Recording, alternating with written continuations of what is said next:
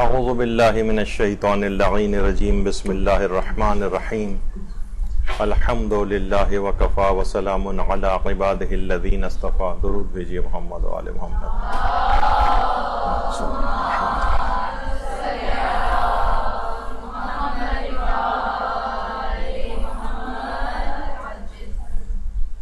فقہی احکام سے متعلق آج ہماری کلاس ہے، اور ابھی تک تو ارادہ یہی ہے کہ 5-6 عنوانات اس میں ہم کوشش کریں کور کرنے کی، لیکن جب یہ گفتگو شروع ہو جائے گی تو مجھے معلوم نہیں ہے کہ کتنا ٹائم اس میں لگے گا اور کتنے عنوانات کور ہو سکیں گے. اس میں ایک چیز اور آپ کو دیکھنا ہوگا کہ دیکھا جائے تو عنوانات کتنے مختصر ہوتے ہیں اور اس میں تفصیل کتنی زیادہ ہوتی ہے. تو ایک طریقہ کار یہ بھی ایک دماغ میں رکھیے کہ کسی بھی شرعی حکم کو جاننے کے لیے اس کو تمام جہات سے، تمام پہلوؤں سے جاننا ضروری ہے، ورنہ انسان بیان کرنے میں بھی بہت غلطیاں کر سکتا ہے، سمجھنے میں بھی غلطیاں کر سکتا ہے، لوگوں کو بتانے میں بھی غلطیاں کر سکتا ہے. تو آپ لوگوں کا بہرحال یہ ہے کہ کچھ علم حاصل کر کے معاشرے کے اندر کام کرنا ہے، تو کوشش یہ کریں کہ مسائل کو ان ڈیپتھ سمجھیں. جیسے کہ ابھی چند ایک عنوانات سے آپ کو اندازہ ہوگا کہ عنوان کتنا مختصر ہے اور اندر اس میں کتنی جامعیت ہوتی ہے فقہی احکام میں. تو پہلا مسئلہ اس میں یہ ہے کہ نماز پڑھتے ہوئے عورت اور مرد کے درمیان کتنا فاصلہ ہونا چاہیے. یہ بڑا مورد ابتلا مسئلہ ہے، ہر گھر کا مسئلہ ہے. تو اس کے مختلف پہلوؤں کو دیکھتے ہیں. دیکھیے، سب سے پہلے تو یہ بات جان لینا چاہیے، یہ جو مسئلہ ہے کہ عورت اور مرد کے درمیان کتنا فاصلہ ہونا چاہیے نماز پڑھتے وقت، کیا اس مسئلے میں محرم و نامحرم کا کوئی فرق ہے؟ مثلا لوگ عام طور پر یہ سمجھتے ہیں کہ اگر والد کے ساتھ کوئی عورت نماز پڑھ رہی ہے، اپنے بھائی کے ساتھ پڑھ رہی ہے، شوہر کے ساتھ پڑھ رہی ہے یا بیٹے کے ساتھ پڑھ رہی ہے، تو پھر تو یہ تو محرم ہے، ان میں تو کوئی فرق نہیں ہونا چاہیے. تو اس کا جواب یہ ہے کہ جی ہاں، اس میں مسئلہ یہ ہے کہ محرم اور نامحرم کا اس مسئلے میں کوئی فرق نہیں. یعنی جس طریقے سے ایک نامحرم سے جتنا بھی فاصلہ، یعنی جتنا نماز میں ضروری ہے، اس میں محرم اور نامحرم دونوں برابر ہیں. چاہے اپنے والد کے ساتھ کم فاصلے کے تحت کھڑی ہوئی ہو، چاہے بھائی کے ساتھ، بیٹے کے ساتھ، شوہر کے ساتھ، ہر صورت میں اس کو اتنا ریکمینڈڈ فاصلہ رکھنا ضروری ہے. جو بھی ہم آگے چل کر ذکر کریں گے وہ فاصلہ کتنا ہونا چاہیے. یعنی اس مسئلے میں پہلی بات تو یہ ہو گئی کہ محرم اور نامحرم کا کوئی فرق نہیں، جیسا کہ عام طور پر لوگ سمجھتے ہیں. جب بھی آپ کہیں بیان کریں گے یہ مسئلہ تو فوراً لوگ اگلا سوال یہ پوچھیں گے کہ کیا اپنے محرم رشتہ داروں کے ساتھ بھی یہی مسئلہ ہے؟ تو جواب ہے کہ جی ہاں، ان کے ساتھ بھی یہی مسئلہ ہے. محرم و نامحرم کا اس مسئلے میں کوئی فرق نہیں، اتنا فاصلہ ہونا چاہیے جو ابھی آگے چل کر ذکر ہوگا. دوسرا مسئلہ اس کے اندر یہ آتا ہے کیا اس مسئلے میں بالغ اور نابالغ کا کوئی فرق ہے؟ یعنی کتنا فاصلہ ہونا چاہیے. جتنا بھی فاصلہ ہونا چاہیے، جتنا فاصلہ ضروری ہے، اس میں بالغ اور نابالغ کا یقیناً فرق ہے. یہ اس وقت مسئلہ ہے کہ جب بالغ مرد و عورت نماز پڑھ رہے ہوں، اگر ان میں سے کوئی ایک بھی نابالغ ہے، مثلا مرد نماز پڑھ رہا ہے اور ساتھ میں اس کی بیٹی جو کہ نابالغ ہے آ کر کھڑی ہوئی، تو کوئی مسئلہ نہیں، تو کسی فاصلے کی ضرورت نہیں. بیوی مثلا کوئی عورت کھڑی ہوئی اور ساتھ میں اس کا مثلا بیٹا کھڑا ہو جائے، بھائی کھڑا ہو جائے، تو اس میں بالغ اور نابالغ کا فرق ہے. محرم و نامحرم کا کوئی فرق نہیں تھا، لیکن بالغ و نابالغ کا فرق ہے. کوئی سا بھی دو یعنی مرد و عورت میں سے کوئی سا بھی ایک اگر نابالغ ہے تو پھر کسی فاصلے وغیرہ کی شرط نہیں ہے. بالکل ساتھ میں بھی کھڑا ہو، ساتھ میں لیٹا ہو، بیٹھا ہو، کوئی مثلا قالین پہ نماز پڑھ رہی ہے، وہیں پر ہی کوئی نابالغ بچہ جو ہے وہ ساتھ میں لیٹا ہوا ہے یا بیٹھا ہوا ہے، اس سے کوئی فرق، بلکہ نماز بھی اگر پڑھ رہا ہے تب بھی کوئی فرق نہیں. یعنی بالغ ایک ساتھ کھڑے ہو گئے ہیں تو کوئی فرق نہیں ہے. یعنی نابالغ بچہ اگر ساتھ میں کسی کی بھی کھڑا ہو جائے تو کسی فاصلے کی پھر پاسداری واجب نہیں. تیسرا مسئلہ اس کے اندر یہ آتا ہے کہ کیا اس مسئلے میں مشغول نماز ہونے یا نہ ہونے کا کوئی فرق ہے؟ یعنی ایک مثلا آدمی نماز پڑھ رہا ہے اور اس کی بیوی ساتھ میں ہی کارپیٹ پہ لیٹ کر سو رہی ہے اور فاصلہ نہیں ہے، تو اس میں یہ مسئلہ اس وقت پیش آئے گا فاصلے کا کہ جب وہ دونوں مرد و عورت نماز پڑھ رہے ہوں، ان میں اگر کوئی ایک بھی نماز نہیں پڑھ رہا ہے تو پھر یہ والا مسئلہ نہیں ہوگا. یعنی اس کی پاسداری، اس فاصلے کی ضروری، کوئی فاصلہ پھر ضروری نہیں. یہ مسئلہ اس وقت ہے کہ جب دونوں فریق عورت اور مرد مشغول نماز ہوں.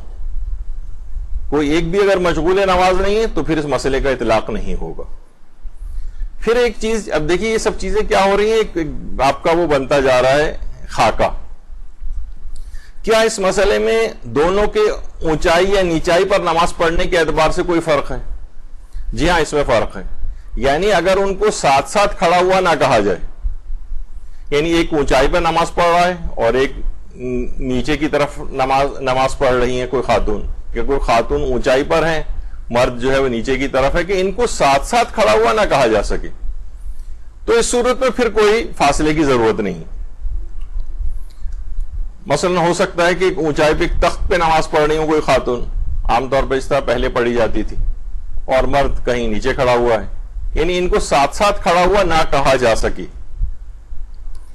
تو پھر کسی فاصلے وغیرہ کی کوئی شرط نہیں. یہ مسئلہ اس وقت آتا ہے جیسے ابھی آگے چل کے آئے گا جب انہیں کہا جائے کہ ہاں یہ دونوں ساتھ ساتھ کھڑے ہوئے، یا ایک مسئلہ اور بھی آتا ہے اس میں. اچھا، ایک اور چیز یہ ہے کہ یہ اس وقت اس مسئلے میں کوئی حائل، رکاوٹ یا درمیان میں پردے کے اعتبار سے کوئی فرق ہے؟ تو جی ہاں، اس میں فرق ہے. یعنی اگر عورت اور مرد کے درمیان کوئی رکاوٹ ہے، کوئی حائل چیز ہے، کوئی پردہ وغیرہ لگا ہوا ہے، یا کوئی دیوار درمیان میں ہے، تو پھر کسی فاصلے کی پاسداری کی شرط نہیں. یہ جو رکاوٹ بیچ میں آ گئی، حتیٰ کہ یہ رکاوٹ ضروری نہیں ہے کہ اس میں عورت اور مرد ایسی رکاوٹ ہو کہ ایک دوسرے کو دیکھ نہ سکیں، نہیں، یہ بھی ضروری نہیں ہے. مثلا یہی ہلکا پردہ جیسے لگا ہوا ہے، اب اس میں اتنا کہ تھوڑا بہت نظر آ رہا ہوتا ہے کہ ہاں برابر میں کوئی کھڑا ہوا ہے، بیٹھا ہوا ہے، تو یہ بھی بالکل کافی ہے. بلکہ اتنا شفاف ہو جیسے بیچ میں کوئی گلاس لگا دی، شیشہ لگا دیا جائے، بالکل ٹرانسپیرنٹ شیشہ، تو اگرچہ بالکل ایک دوسرے کو دیکھ سکتے ہیں، یعنی کوئی فرق نہیں ہے، ایسے ہی ہے جیسے بالکل سامنے بیٹھے دیکھ رہے ہوں، تب بھی یہ کافی ہے یہ رکاوٹ، اور پھر کسی بھی فاصلے کی شرط ختم ہو جاتی. یعنی اگر درمیان میں کوئی شفاف شیشہ بھی موجود ہے رکاوٹ کے طور پر، تب یہ والی چیز نہیں ہوگی. یعنی کوئی حائل رکاوٹ اگر درمیان میں ہے، چاہے وہ پردہ ہو، دیوار ہو، کوئی شیشہ ہو. البتہ یہ ضرور علماء نے کہا کہ بہتر یہ ہے کہ اس طرح کی رکاوٹ ہونی چاہیے کہ جس میں ایک دوسرے کو دیکھ نہ سکیں، لیکن یہ صرف ایک بہتر چیز ہے، ورنہ شیشے جیسی شفاف رکاوٹ یا حائل ہونا بھی کافی ہے، اور پھر کسی فاصلے وغیرہ کی شرط نہیں ہوتی. اسی طرح سے کیا اس مسئلے میں نماز کو پہلے یا بعد میں شروع کرنے کے اعتبار سے کوئی فرق ہے؟ مثلا ایک آدمی پہلے سے نماز پڑھ رہا ہے اور عورت نے فاصلے کا خیال نہیں کیا اور اس کے ساتھ آ کے نماز پڑھنا شروع ہو گئی، یا عورت نماز پڑھ رہی ہے، مرد نے فاصلے کا خیال نہیں کیا اور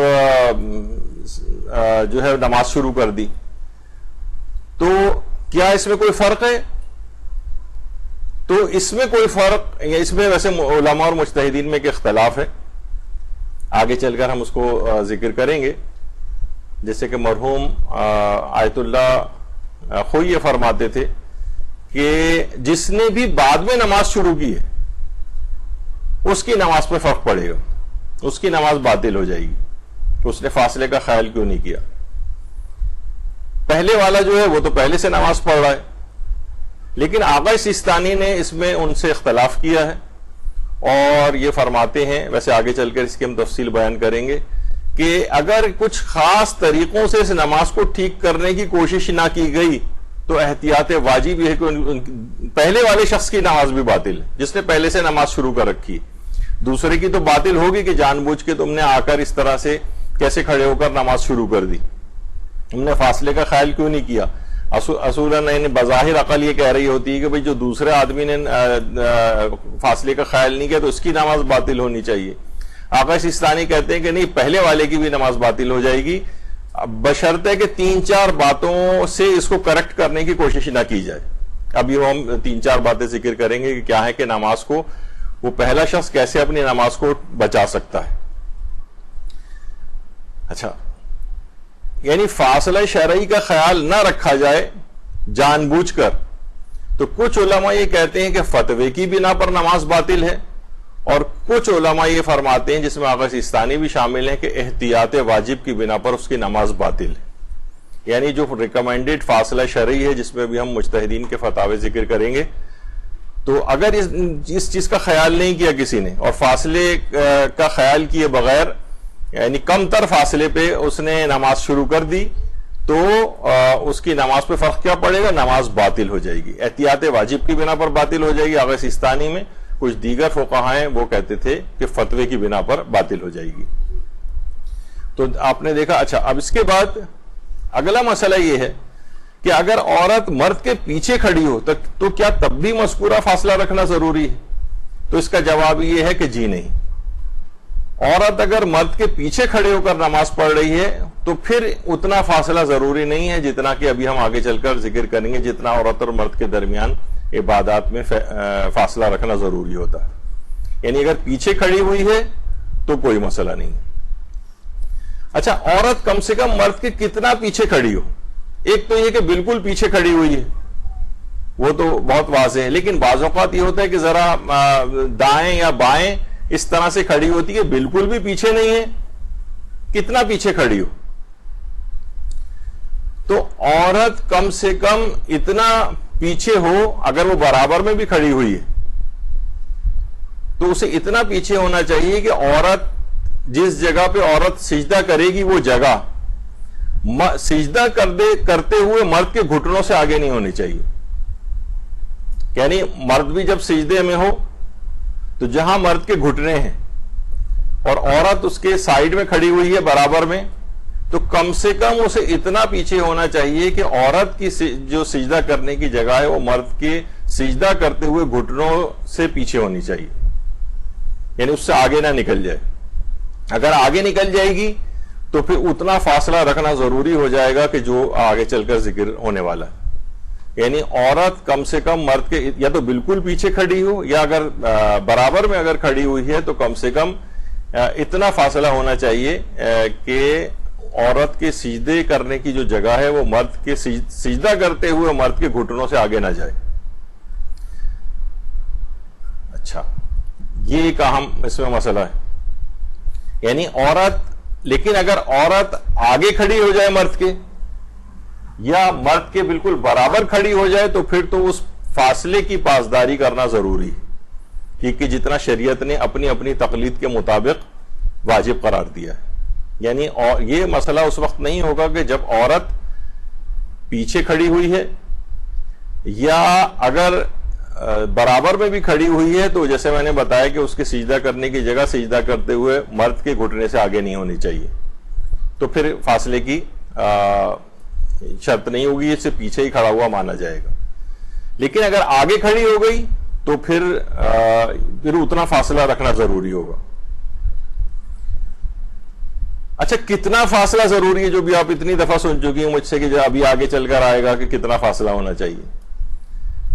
آیت اللہ سیستانی فرماتے ہیں کہ اختیاری حالت میں احتیاط لازم کی بنا پر 10 ہاتھ کا فاصلہ ہونا چاہیے عورت اور مرد میں نماز پڑھتے ہوئے۔ اچھا، ہاتھ سے مراد یہاں پر بالشت نہیں ہے، بلکہ انگلیوں کے سرے سے لے کر کوہنی تک کا جو حصہ ہے یہ ایک ہاتھ شمار ہوگا، اور اس طرح سے کرتے ہوئے 10 ہاتھ۔ اب فوراً دماغ میں آئے گا کسی بھی شاید اگر کوئی ذرا نسبتاً چھوٹا کمرہ ہے تو اتنی تو جگہ کمرے میں نہیں ہوگی، اس کا مطلب ہے دوسرے کمرے میں ہی کہیں نماز پڑھنی پڑے گی۔ تو یہ بھی دیکھیے، ویسے شریعت نے اس میں بھی بتایا ہے، خود آغا سیستانی نے بھی لکھا ہے کہ اگر کسی ایسی جگہ پہ مثلا کسی جگہ قید ہو گئے ہیں عورت اور مرد، یا بعض اوقات ہوتا یہ ہے کہ کسی ایسے ہوٹل وغیرہ کے اندر ہیں، ایک چھوٹا سا کمرہ ان کو ملا ہوا ہے، یا گھر ہی اتنا چھوٹا ہے، مثلا ایک کمرہ ان کے پاس ہے، تو وہ کہتے ہیں کہ پھر کیا کرے وہ، یعنی پھر ایک آدمی ایک وقت، اگر وقت تنگ نہیں ہے، وقت وسیع ہے نماز میں، تو مرد یا عورت میں سے کوئی بھی ایک پہلے نماز پڑھ لے، اور پھر جب اس کی نماز ختم ہو جائے تو پھر دوسرا شخص نماز پڑھے، کیونکہ وقت وسیع ہے تو دونوں نمازوں کے ٹائمنگز کو وہ کر لیں ڈسٹریبیوٹ۔ ہاں فرماتے ہیں البتہ بہتر یہ ہے، اب فقہی ہے، حکم ہے، اس کو کوئی لوگ عام طور پر جینڈر کے اعتبار سے آج کل فوراً وہ لے آتے ہیں اس میں مسائل. انہوں نے کہا کہ بہتر یہ کہ مرد پہلے نماز پڑھ لے, مرد کو پہلے نماز پڑھنے کا موقع دے دیا جائے, وہ نماز پڑھ کے فارغ ہو جائے, اس کے بعد پھر عورت نماز پڑھے. ہاں البتہ اگر نماز کا وقت بالکل تنگ ہے اور دونوں کی نمازیں قضا ہونے والی ہیں اور کوئی اور طریقہ کار نہیں ہے اور وہیں پہ نماز پڑھنی, تو فرماتے ہیں کہ پھر اس صورت میں, وقت تنگ ہونے کی صورت میں, دونوں کم فاصلے میں نماز پڑھ سکتے ہیں. یعنی حالت اختیار کی بات ہو رہی ہے, احتیاط لازم کی بنا پر 10 ہاتھ کا فاصلہ ضروری ہے. ہاتھ سے مراد بالشت نہیں ہے بلکہ انگلیوں کے سرے سے لے کر کوہنی تک یہ ایک ہاتھ شمار ہوتا ہے. ذرا زے رے الف اور عین یہ ایک ہاتھ شمار ہوتا ہے. یعنی بالشت والا مسئلہ آقا سیستانی کے نزدیک یعنی نہیں ہے, ہاتھ ہونا چاہیے. تو اختیاری حالت میں احتیاط لازم کی بنا پر 10 ہاتھ کا فاصلہ. اچھا, جو دیگر علماء کرام ہیں, مراجع اعظام ہیں, جیسے مرحوم آیت اللہ خوئی یہ فرماتے تھے کہ ہر سمت سے ایک بالشت کا فاصلہ ہونا چاہیے. یعنی عورت چاہے آگے کھڑی ہو, دائیں یا بائیں کھڑی ہو یا پیچھے کھڑی ہو, یعنی اس کے سجدہ کرنے کی جگہ اور مرد کے پاؤں میں بھی ایک بالشت کا فاصلہ ہو, اور ساتھ ساتھ بھی کھڑے ہو تو عموماً ایک بالشت کا فاصلہ ہو ہی جاتا ہے. تو آغا خوئی ہوں, آیت اللہ وحید خراسانی ہوں, آیت اللہ اسحاق فیاض ہوں, رہبر معظم ہوں, سب کہتے ہیں کہ ایک بالشت کا فاصلہ کافی. آغا سیستانی فرماتے تھے اختیاری حالت میں احتیاط واجب کی بنا پر 10 ہاتھ کا فاصلہ ہونا ضروری, یعنی ایک بالشت ان مراجع اعظام کے فتوے کے تحت. آیت اللہ ناصر مکارم شیرازی کا البتہ یہ ہے, صرف اس وجہ سے تاکہ آپ کو بعض اوقات یہ ہوتا ہے کہ معاشرے کے اندر جب کام کرنے جاتے ہیں تو مختلف مراجع کے مقلدین ہوتے ہیں, تو آپ کے دماغ میں بہرحال ایک آئیڈیا رہنا چاہیے کہ اس مسئلہ میں صرف ایسا نہیں ہے کہ صرف آپ جس کی زیادہ شہرت ہے فقط ان کا مسئلہ اگر بتا دیا جائے تو دیگر مراجع کے جو مقلدین ہیں اس سے رہ جاتے ہیں. لیکن ایسی معلومات کے لیے بہرحال آیت اللہ ناصر مکارم شیرازی وہ فرماتے ہیں عورت ہر صورت میں مرد کے پیچھے ہی کھڑی ہو, اس کے ساتھ اور اس کے آگے کھڑی نہ ہو. اور اس کے علاوہ آیت اللہ حافظ شیخ بشیر نجفی, آیت اللہ سیستانی کا تو آپ نے سنا کہ احتیاط واجب ہے کہ 10 ہاتھ کا فاصلہ ہو. آیت اللہ بشیر نجفی تو فرماتے ہیں میرا فتویٰ یہ ہے کہ 10 ہاتھ کا فاصلہ ہونا چاہیے, یعنی احتیاط واجب والا مسئلہ بھی نہیں. اچھا, کیا اس مسئلے میں کوئی استثناء ہے, کوئی ایکسپشن ہے کہ جب 10 ہاتھ کا فاصلہ رکھنا ضروری نہ ہو آقا سیستانی کے فتوے میں, یا فاصلے وغیرہ کی شرط جس میں ختم ہوتی ہو, کوئی ایکسپشن, کوئی استثناء؟ تو جی ہاں, حج کے موقع پر یا عمرہ وغیرہ انسان کر رہا ہو تو اس کو نماز طواف پڑھنا ہوتی ہے, اور اس کے بعد یعنی پہلے طواف کر رہا ہے, اس کے بعد مقام ابراہیم کے پیچھے نماز طواف پڑھنا. لیکن اگر ازدحام ہو اور رش بہت زیادہ ہو, اور وہاں عام طور پر یہ ہوتا ہے کہ مقام ابراہیم کی ویسے اصلاً حکم ہے کہ جو خانہ کعبہ کا دروازہ آپ کو نظر آ رہا ہے, اس سے اور آگے جو سنہری رنگ کا جو شوکیس رکھا ہوا ہے اس کو مقام ابراہیم کہتے ہیں. اس میں حضرت ابراہیم علیہ السلام کے قدموں کے نشانات موجود ہیں. درود بھیجیے محمد علیہ محمد.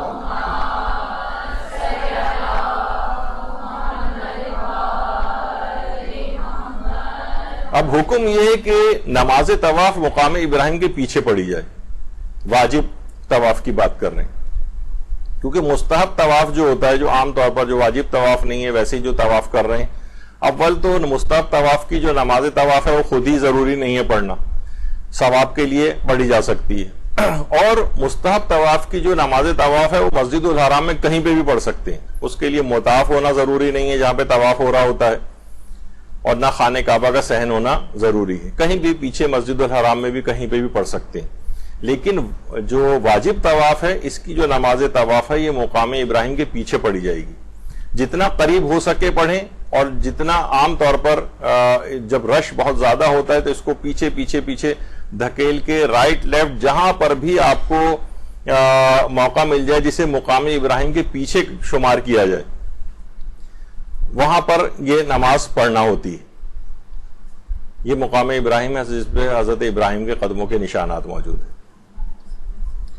اچھا, پہلے مقام ابراہیم ایک زمانے میں یہ جو شوکیس نظر آ رہا ہے اس کے اوپر ایک چھوٹا سا ایک اسٹرکچر بنا ہوا تھا, اس کے اندر مقام ابراہیم تھا, لیکن یہ اتنی بڑی سی ایک عمارت بیچ میں آ گئی تھی خانہ کعبہ کے صحن میں کہ حاجیوں کے لیے رکاوٹ پیدا ہو رہی تھی, تو بعد میں اس کو توڑ دیا گیا اور صرف ایک شوکیس کو رکھا گیا. اچھا, اب ہوتا یہ ہے کہ ویسے تو یہ حکم ہے کہ اس کے پیچھے پڑی جائے, پیچھے جتنا بھی موقع ملتا چلا جائے آپ کو, لیکن اچھا پیچھے ہوتے دیکھیں وہ آگے سنہرے رنگ کا شوکیس نظر آ رہا ہے آپ کو, جس پہ چھوٹا سا ایک گنبد سا جو نکلا ہوا ہے دروازے کے سامنے, اس کے پیچھے جہاں تک بھی موقع مل جائے. اچھا, اب جب نماز طواف پڑھیں گے تو 10 ہاتھ کا فاصلہ یہاں کہاں, یہ تو ممکن ہی نہیں ہے. تو آقا سیستانی فرماتے ہیں کہ اژدہام اور رش وغیرہ جب بہت زیادہ ہو اور یہ فاصلہ رکھنا وہاں پر ممکن نہیں ہوتا, تو وہاں پر استثناء اور ایکسیپشن ہے کہ عورت اور مرد کے درمیان جو نماز طواف, کیونکہ وہاں تو سبھی نماز پڑھ رہے ہیں, تو وہاں پر اس فاصلے کی پھر شرط نہیں. البتہ علماء فرماتے ہیں خاص طور پر آقا خوئی کے جو مقلدین ہیں وہ ایک بالشت اس طرح سے نماز کی جگہ تلاش کریں کہ کم سے کم ایک بالشت کا تو آگے پیچھے سے, یعنی عام طور پر خواتین اکیلی نہیں ہوتی ہیں, کچھ نہ کچھ خواتین ساتھ ہوتی ہیں, تو کچھ نہ کچھ موقع یا تو عورتیں ہی موجود ہوں دائیں بائیں ایسی جگہ پہ ان کے بیچ میں کھڑے ہو کے نماز پڑھنے کی, مرد وہاں پر نہ ہو, یا مرد ہے تو وہ دیکھ لے کہ کوئی اطراف میں ایسی عورت نہیں ہے اور 2 رکعت ہی نماز پڑھنا ہوتی ہے, جس میں 2 منٹ بھی بہت مشکل لگتے ہیں, اتنا ٹائم مل ہی جاتا ہے, تو دیکھا جائے گا کہ اس جگہ کے اوپر کوئی بھی عورت اگر کھڑے ہو کے نماز پڑھ رہی ہے تو آگے پیچھے مرد نہ ہو دائیں بائیں بھی, اور جلدی سے جلد نماز پڑھ کے اور نماز طواف کو مکمل کیا جائے. تو یہ اژدہام کے موقع پر یہ والی ایکسیپشن ہے. اور آغا خوئی کے جو مقلدین ہیں وہ ان کے لیے خاص علماء احتیاط بتاتے ہیں کہ اژدہام کے موقع پر بھی کم سے کم ایک بالش کا فاصلہ ہر سمت سے برقرار رکھیں. اچھا, یہ ہے بھی نماز اور طواف کے درمیان جو ہے وہ بہت زیادہ فرق بھی نہیں ہونا چاہیے, 10 منٹ سے زیادہ کا گیپ نہیں ہونا چاہیے. ادھر آپ نے نماز طواف, کیونکہ اکثر یہاں ہوتا ہے کہ جب آپ ایسی جگہ تلاش کر رہے ہوتے ہیں کہ کوئی وہاں پہ مرد نہ ہو اطراف میں, اور آپ ڈھونڈتی پھر رہی ہیں جگہ اور ہر جگہ مرد کھڑے ہوئے مل رہے ہیں, تو ایسا نہ ہو کہ طواف کیے ہوئے آپ کو 10 منٹ سے زیادہ گزر جائیں. 10 منٹ سے زیادہ نہیں ہونا چاہیے. اگر 10 منٹ سے زیادہ گزر گئے تو پھر آپ کو طواف نلیفائی ہو جائے گا اور دوبارہ طواف کرنا پڑ سکتا ہے, تو بڑی مشکل ہو جائے گی. تو اس لحاظ سے ضروری ہے کہ طواف میں اور نماز طواف میں بہت زیادہ گیپ نہیں ہونا چاہیے, جلد سے جلد اپنی جگہ تلاش کر کے اور نماز شروع کر دینی چاہیے. لیکن آپ نے سن ہی لیا کہ رش وغیرہ کے ٹائمنگز میں یہ اس وقت ہے کہ جب واقعی اتنا رش ہو, اور آج کل ہے جیسے آج کل تو کوئی وہاں پر رش نہیں ہے, بہت ہی کم لوگوں کی تعداد ہوتی ہے, تو پھر تو ایسی جگہ ہی تلاش کرنا پڑے گی کہ جہاں پر کوئی اطراف میں مرد موجود نہ ہو یا عورت موجود نہ ہو مرد کے لیے.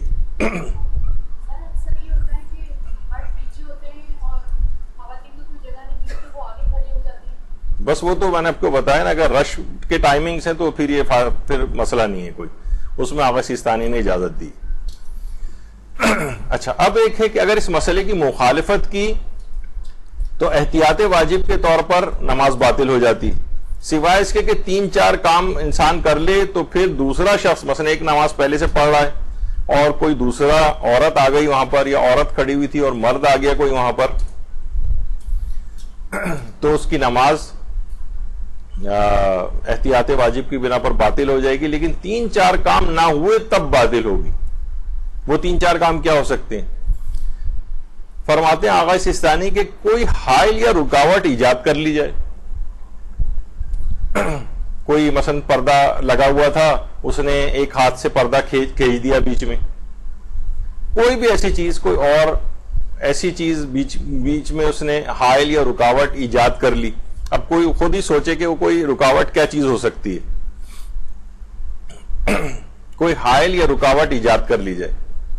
ایجاد کرنے سے مراد کوئی وہاں پر چیزیں رکھ کے اور کارپینٹر وغیرہ کی وہ سامان رکھ کے ایجاد کرنے سے مراد یہ نہیں بلکہ یعنی نماز پہ کوئی فرق نہ پڑے, اور بس یہ کہ اس نے تھوڑی سی آگے پیچھے ہو کے یا زحمت کر کے کوئی ایسی چیز کہ دونوں عورت اور مرد کے درمیان ایک رکاوٹ آ جائے, جیسے یہی پردہ وغیرہ آ جائے.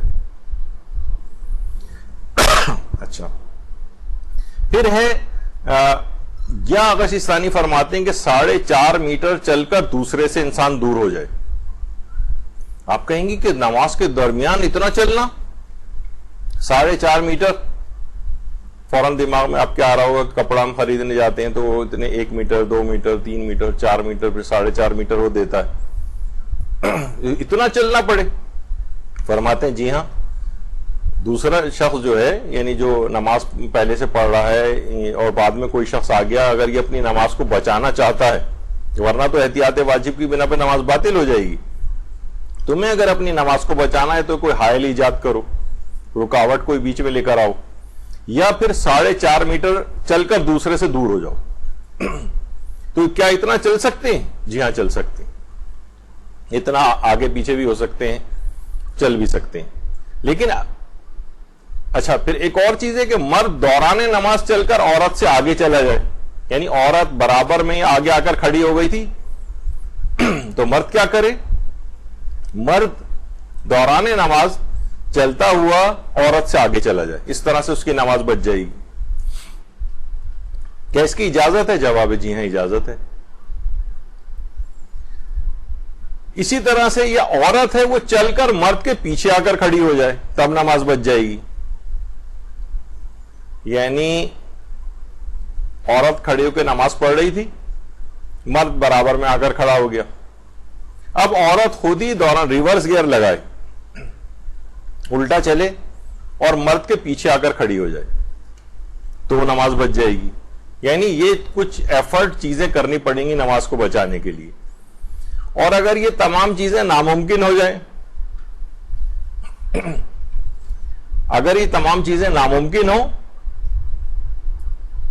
کہ بھئی وہ پیچھے بھی نہیں جا سکتے، تو پھر وہ آ جائے گا مسئلہ کہ احتیاط واجب کی بنا پر اس صورت میں پھر نماز باطل ہو جائے گی. یا پھر وہ والا طریقہ کار پہ آپ چلے جائیں کہ احتیاط واجب میں کیونکہ دیگر مراجع کی طرف رجوع کرنے کی گنجائش موجود ہے، اور وہ جتنے بھی آپ نے نام اس سے پہلے سنے تھے کہ آیت اللہ خوئی کی طرف تو خیر اب رجوع نہیں ہو سکتا، لیکن ان کے مقلدین ایک بارش کا فاصلہ، جیسے آیت اللہ وحید خراسانی کی طرف رجوع ہو سکتا ہے، آیت اللہ شبیری زنجانی کی طرف رجوع ہو سکتا ہے، آیت اللہ اسحاق فیاض ہیں ان کی طرف رجوع ہو سکتا ہے، جو بھی ایک بالش کا فاصلہ قرار دیتے ہیں. تو 10 ہاتھ سے سمٹ کر رجوع کرنے کی وجہ سے یہ فاصلہ ایک بالش پر آ جائے گا، اور ایک بالش کا فاصلہ تو عام طور پر عورت اور مرد کے درمیان ہو ہی جاتا ہے. لیکن اگر وہ نہیں ہو پائے گا تو پھر احتیاط واجب کی بنا پر نماز باطل ہوگی. یعنی آپ نے دیکھا کہ یا تو 4.5 میٹر چل کر چلا جائے، یا عورت جو ہے وہ مرد کے پیچھے آ کر کھڑی ہو جائے، یا مرد آگے چل کر عورت سے آگے نکل جائے، یہ سب چیزیں ہوں گی. لیکن ان تمام پروسیجر میں یہ جو آپ کر رہی ہیں سارے، ان کاموں کے درمیان قبلے سے نہیں ہٹا جائے گا. یعنی یہ نہ ہو کہ آپ اس طرح سے اوورٹیک کر رہی ہیں یا پورا گھوم کر پیچھے آ کر کھڑے ہونے کے لیے پورا آپ قبلے سے ہٹ گئے. نہیں، قبلے سے کوئی بھی نہیں ہٹنا چاہیے. اور کوئی ذکر بھی اس دوران نہ پڑھا جائے، کوئی ذکر نہ پڑھا جائے. یعنی جو واجب ذکر وغیرہ آپ اس وقت پڑھ رہی ہیں، بلکہ کوئی بھی ذکر نہ پڑھیں اس وقت، کوئی ذکر نہ پڑھیں اس وقت. رک جائیں جس وقت یہ حرکت ہو رہی ہو چلنے والنے کی. عرفاً نماز کی شکل بھی خراب نہیں ہونی چاہیے. یعنی ایسا نہ ہو کہ وہ آپ 4.5 میٹر جو ہے وہ کوئی چلتا ہوا جا رہا ہے اور پھر آگے چل کے دیکھا کہ تو دروازہ بند تھا، پھر وہ مڑ کر واپس آ رہے، لوگ کہیں گے بھئی دوران نمازی کیا ہو رہا ہے. یعنی عرفاً نماز کی شکل ہی بگڑی چلی جا رہی. تو اگر ایسی کوئی صورتحال ہو رہی ہے تو پھر مسئلہ ہو جائے گا. عرفاً نماز کی شکل خراب نہیں ہونی چاہیے. اور پھر علماء میں سے آیت اللہ سیستانی فرماتے ہیں کہ یہ مسئلہ اس وقت بھی ہے جب عرفاً نماز شمار ہو، خواہ دوسرے کی نماز باطلی کیوں نہ ہو. مثلا مرد کو پتا ہے کہ یہ عورت بھول گئی ہے اور یہ بغیر وضو آ کر سے نماز پڑھنا شروع کر دی، لیکن عرفاً تو وہ نماز پڑھ رہی ہے، تب بھی یہ حکم برقرار رہے گا چاہے عورت کی نماز باطل ہو. یا ممکن ہے اس کا اطلاق اس پر بھی ہو، جیسے وہی آپ نے ابھی سنا، ویسے تو وہاں ازدحام کا مسئلہ ہے، لیکن کوئی ایسا شخص آ کر کھڑا ہو گیا جو آپ کی فقہ سے تعلق نہیں رکھتا ہے، اس نے جو وضو کیا ہے، جو نماز پڑھ رہا ہے وہ ہمارے فقہ کے مطابق مثلا باطل ہے، لیکن عرفاً نماز پڑھی جا رہی ہے، چاہے دوسرے کی نماز باطل ہی کیوں نہ ہو، تب بھی اس فاصلے وغیرہ کی شرط کا خیال رکھا جائے گا. ایک یہ مسئلہ ہوا. اچھا اب کوئی اس طرح سے بغیر فاصلے کا خیال رکھے ان مسائل کا خیال نہیں رکھا اس نے اور وہ نمازیں پڑھتا رہا کم تر فاصلے پر, تو اس میں پچھلی نمازوں کا کیا ہوگا؟ آغا سستانی فرماتے ہیں کہ اگر وہ جاہل مقصر تھا, یعنی وہ یہ سب مسائل سیکھنے چاہیے تھے اس نے کوتاہی کی اور نہیں سیکھے یہ مسئلے, اس بنا پر احتیاط واجب کی بنا پر اس کی نماز باطل ہوگی. لیکن اگر وہ جاہل قاصر تھا, یعنی وہ بیچارہ سیکھ سکتا ہی نہیں تھا, ایسی جگہ پہ تھا کہ جہاں اس کو کوئی بتانے والا ہی نہیں تھا, یا کسی سے اس نے نماز سیکھی تھی اس نے یہ تمام چیزیں اس کو نہیں بتائی تھی, یعنی کوئی بھی ایسی چیز جس سے وہ جاہل قاصر بن جائے, اس صورت میں اس کی سابقہ نمازیں صحیح ہیں. لیکن ایک یہ والا آسان والا مسئلہ جہاں احتیاط واجب میں رجوع کا جو مسئلہ ہے, اس میں وہ اب بھی اگر کوئی شخص رجوع کر لے اس مسئلے میں, مثلا آیت اللہ اسحاق فیاض کی طرف, وحید خراسانی کی طرف, آقا سیستانی کا مقلد, تو اس کی سابقہ تمام نمازیں بھی صحیح ہو جائیں گی جو کمتر فاصلے میں پڑھی ہیں, اور آئندہ بھی اگر کمتر فاصلے میں پڑھنی ہو, فقط ایک بالشت کا فاصلہ اسے رکھنا ہو, تو وہ اب رجوع اگر وہ کر لے تو آئندہ کی نمازیں بھی صحیح ہو جائیں گی. یعنی سابقہ نمازیں بھی صحیح ہیں اور آئندہ نمازیں بھی صحیح ہو جائیں گی.